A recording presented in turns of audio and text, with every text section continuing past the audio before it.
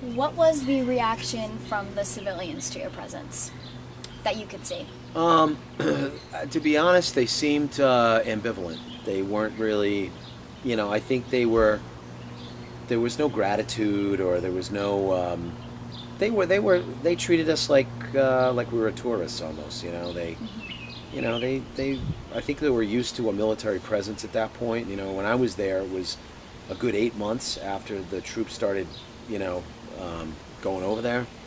And to be honest, I didn't run into that many locals because it was a desert and there weren't that many locals around.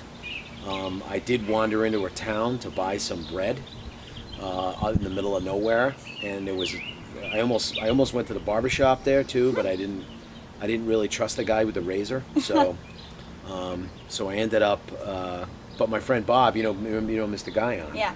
yeah, he got himself a nice haircut and a shave from one of those barber shops in the middle of the desert, and I didn't trust the guys. I was like, I'd seen too many movies. I thought I'd get cut or something, so I wouldn't do it. But he did, and he said, oh, it was great,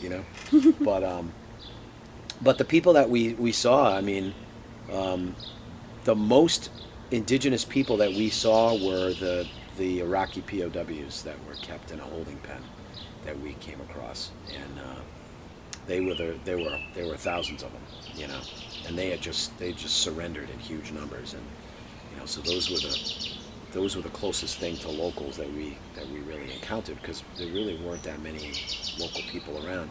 I mean, in Al Khobar, there were, a lot of people, and have you see on the news, if you see the traditional Saudi robe and the head dress and everything. Yeah.